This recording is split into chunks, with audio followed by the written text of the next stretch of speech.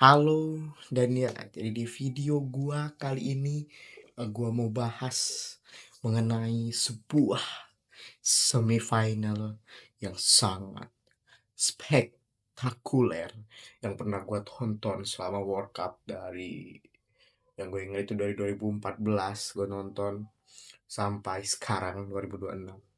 Jadi gua udah melewati berbagai tontonan World Cup walaupun tidak seadik itu sebagai penggemar bola. Jadi selamat datang lagi di berpadanan. Jadi ini adalah konten kita spesial pesta bola kali ini. Kenapa gue bikin video ini? Karena kalau gue nggak bikin, kedepannya gue rasa gue bakalan mengalami masa-masa sulit. Di mana masa-masa sulit itulah yang nantinya akan membuat penyesalan gua di kemudian hari. Oke, setelah 1 menit gua tag di sini tanpa ngebahas satu sekali bola. Jadi gua mau bahas mengenai sebuah sedikit-sedikit analisis mengenai kematian taktis Inggris dan sebuah superioritas mental dari Argentina yang membuat mereka comeback. Jadi lo harus tahu kalau hasil 2-1 di laga ini itu bukan hanya sekedar kemenangan bagi Argentina.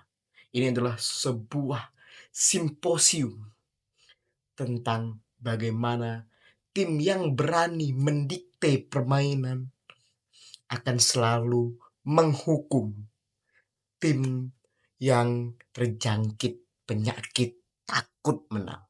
Jadi berikut akan gue bedah tentu saja beberapa poin yang ya udahlah kita ngalir aja ya, nggak usah kayak poin biar nggak begitu uh, kaku kali untuk video narasi ini.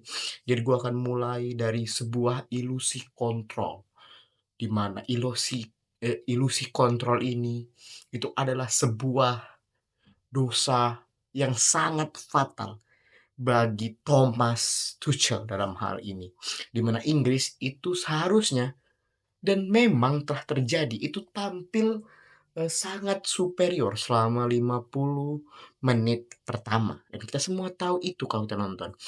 Di mana mereka berhasil mendapatkan gol, memegang ritme, dan memegang balik dengan intensitas yang sangat tinggi. Nah, tapi setelah unggul, identitas mereka di awal itu seolah-olah hilang atau menguap. Di mana disinilah titik Thomas Tuchel itu melakukan sebuah dosa besar dalam sepak bola modern, yaitu bermain untuk tidak kalah. Bukannya dia gas terus, injak gas, di mana pada match ini itu Inggris menarik blok pertahanan 15 meter lebih dalam menjadi mid low block. Di mana ini itu adalah menyerahkan inisiatif penguasaan bola dan membiarkan gelandang Argentina untuk bernapas di match ini. Tentu saja bertahan selama 40 menit melawan tim elit Amerika Selatan itu bukanlah sebuah strategi. Jadi itu adalah sebuah bunuh diri taktis yang dilakukan oleh beliau ini.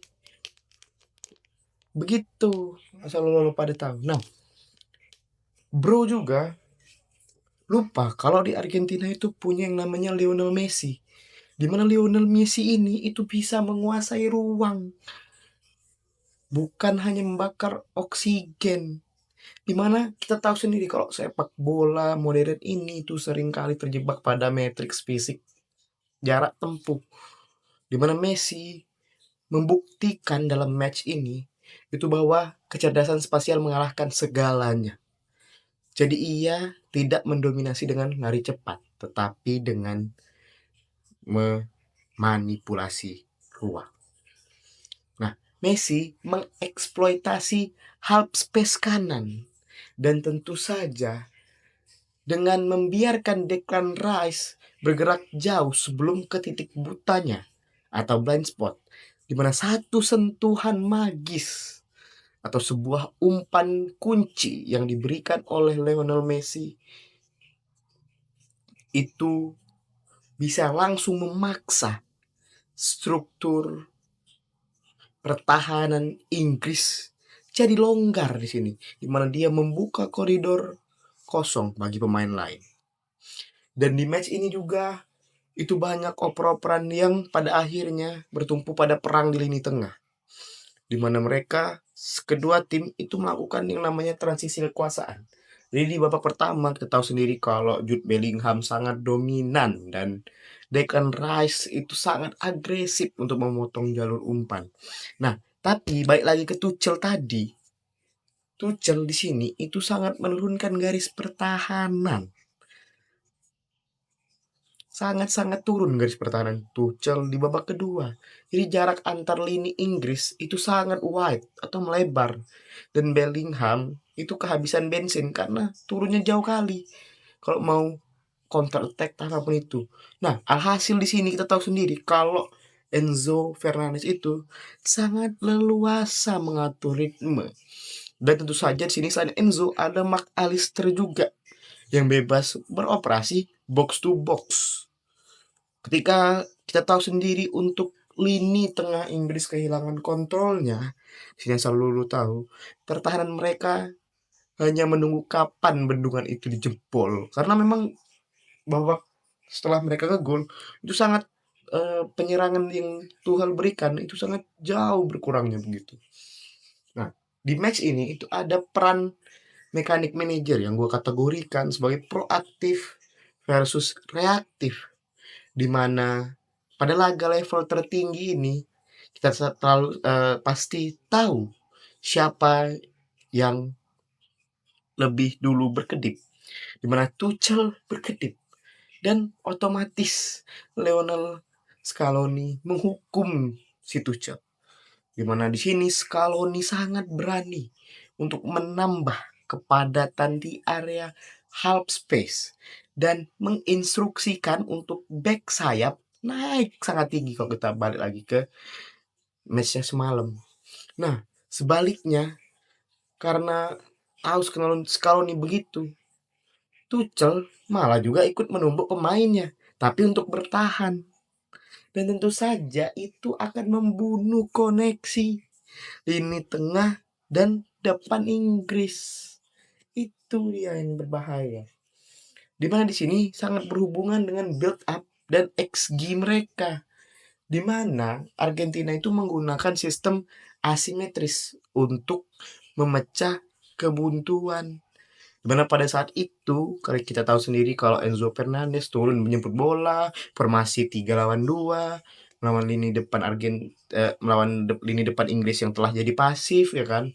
Terus bola dialirkan tajam ke kotak penalti yang dibanjiri 4 sampai 5 pemain Argentina dengan kualitas peluang atau dalam hal ini tuh expected goal dari Argentina atau XG-nya itu jauh lebih superior karena berasal dari area sentral melalui skema yang kita sebut dengan cutback terencana. Nah, berbanding terbalik nih sama si Inggris. Peluang transisinya berspekulasi itu lebih rendah milik Inggris setelah mereka berhasil mencetak gol yang membuat mereka tercomeback tentu saja.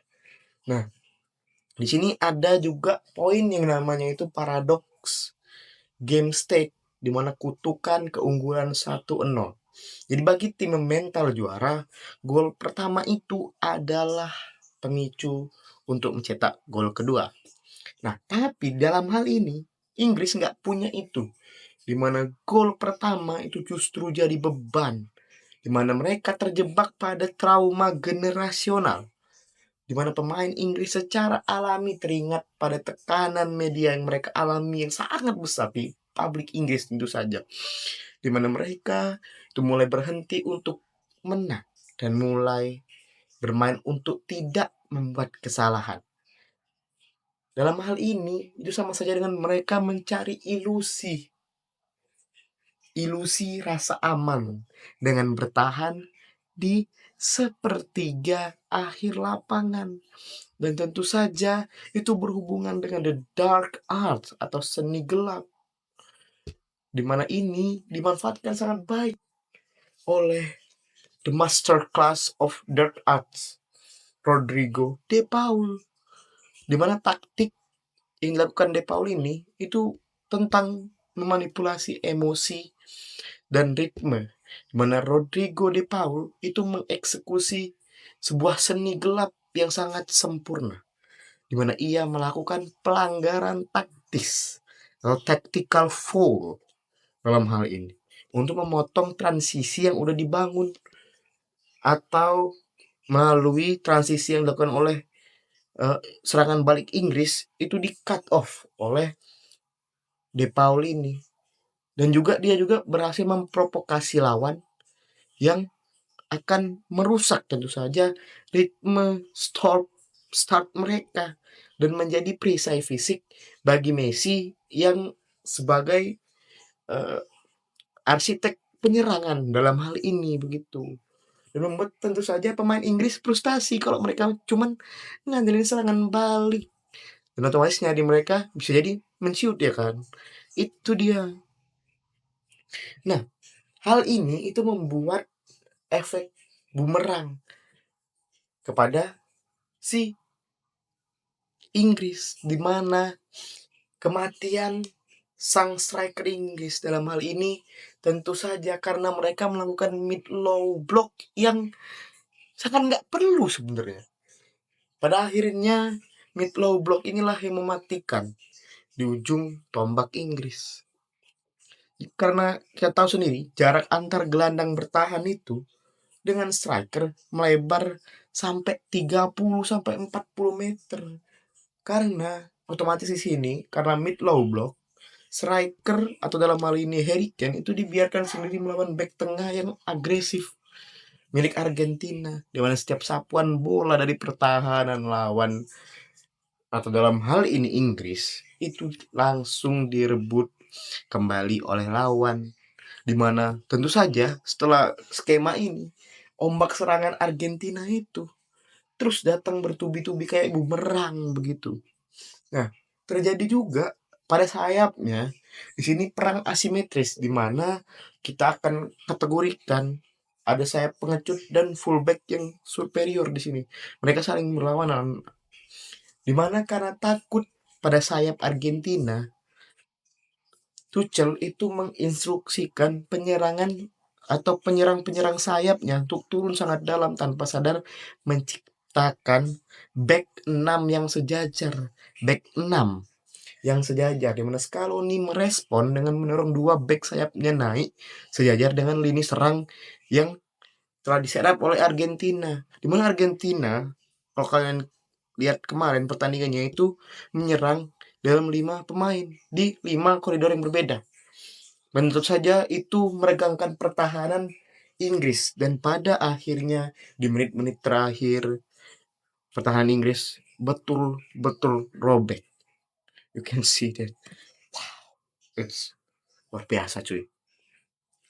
Dan poin berikutnya ialah di sini terdapat superioritas rest defense, di mana ini adalah sebuah pertahanan antisipatif Argentina, di mana bagaimana bisa Argentina itu menyerang dengan 7 pemain tanpa terkena counter attack. Ini kan sebuah jawaban yang kita tanya-tanya kan. Harus ada dong counter attack kalau main mid low blocker. Nah, jawabannya ada rest defense atau kita sebut dengan rest defense, di mana back tengah Argentina itu naik hingga menyentuh garis lapangan. Nah, begitu kehilangan bola, 3 pemain terdekat langsung menerapkan aturan pressing 5 detik, di mana Inggris yang kelelahan tidak memiliki kejernihan mental untuk keluar dari kepungan ini. Poin berikutnya berhubungan dengan distribusi kiper, sang playmaker versus sang pembuang bola. Jadi di sini Emi Martinez itu bertindak sebagai pemain ke-11 yang tenang, menahan bola, dan membelah pressing lewat umpan vertikal yang akurat. Dimana di sisi lain itu Jordan Pickford yang kita tahu kalau mengalami kesusahan dalam bola-bola tinggi itu opsi umpan pendeknya saat mau coba build up itu tertutup karena timnya dipaksa turun, di mana mereka terpaksa melepaskan umpan-umpan panjang yang spekulatif atau kita sebut dengan hoof ball, di mana ini setara dengan memberikan penguasaan bola gratis kepada bek tengah Argentina. Setelah terjadi rush defense, pada akhirnya terjadi kematian rush attack, di mana struktur penyerangan Inggris itu agak susah karena mereka bertahan dengan box yang rendah. Otomatis mereka harusnya bisa memanfaatkan rush attack untuk keluar dari tekanan seharusnya. Tapi sayangnya karena pergantian pemain yang dilakukan Tuchel untuk fokus defense, dan juga pemain sayap Inggris itu udah turun jauh sejajar back, dan saat bola berhasil direbut pas otomatis nggak ada dukungan, tidak ada pelari cepat juga, dan serangan balik juga bisa mati dan telah mati sebelum bola melewati garis tengah. Nah, ini yang karena mengingat uh, Tuchel sangat pasif setelah di menit-menit terakhir. Di sini kita bisa lihat juga sebuah pergantian Argentina yang luar biasa, di mana di sini Scaloni itu melakukan pergantian yang sangat-sangat agresif dengan memasukkan pemain segar untuk terus mengeksploitasi pertahanan Inggris yang mulai dipenuhi oleh asam laktat tentu saja. Sebaliknya Tuchel malahan memasukkan back dan gelandang bertahan tambahan, dan ini tentu saja sebuah pesan psikologis yang dikirimkan pemain Inggris yang sangat mematikan, di mana di saat kita diserang, mari bertahan lebih dalam lagi. Dan itu bukanlah hal yang baik karena lawan mereka ini Argentina dengan riwayat comeback-comebacknya yang luar biasa. Dan ya, so kita tahu semuanya bahwasanya Inggris memikul beban It's Coming Home melawan mentalitas pemburu dari Argentina, di mana karena Inggris bermain dan selalu bermain dengan beban sejarah dan ketakutan menjadi kambing hitam atas blunder defensif, membuat mereka ragu-ragu dan memilih umpan yang aman atau safety pass.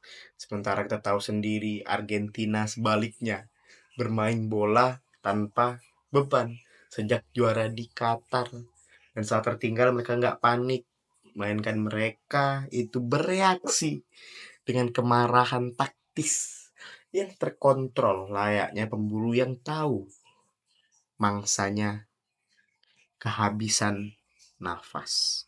So I wanna tell you something, tell something about nggak. Tapi jujur ini adalah sebuah, mana ya bahasanya ya. Jadi kalau kita ngomong Messi menyelamatkan Argentina itu benar karena 2 assist yang diberikan Messi itu sangat-sangat berfungsi sekali untuk atau sangat berkontribusi terhadap gol yang terjadi. Nah, tapi di sini secara taktik itu lebih bisa kita highlight karena sesuai dengan omongan Coach Justin, kita tahu negara yang bertahan negara Piala Dunia yang menang lalu bertahan itu wajib pulang, dan pada akhirnya omongan beliau terbukti tentu saja di match kali ini. Dimana kalau kita hitung-hitung secara kertas atau di atas kertas sendiri, kita tahu sendiri untuk skuad Inggris ini lebih bernilai, lebih cepat, dan lebih bertenaga. Tapi mereka itu dilumpuhkan oleh papan taktik manajernya sendiri. Dalam hal ini ialah Thomas Tuchel. Jadi Inggris kalah bukan karena kurang talenta, nasib buruk, apalagi curang. Itu selalu tahu. Di mana mereka takluk pada hukum alam sepak bola modern, di mana kalau Anda punya keunggulan atau jika lu punya keunggulan di sini, lu harus membunuh pertandingan atau kill the game aja dengan mencari gol kedua, ketiga, keempat, dan kelima tentu saja. daripada lu milih untuk mundur dan berharap waktu cepat berlalu. Dan itu tidak efektif dan tidak betul kalau ngelawan tim-tim mesin taktis kayak Argentina. Itu sama aja kayak lu nekan tombol penghancur diri lu sendiri.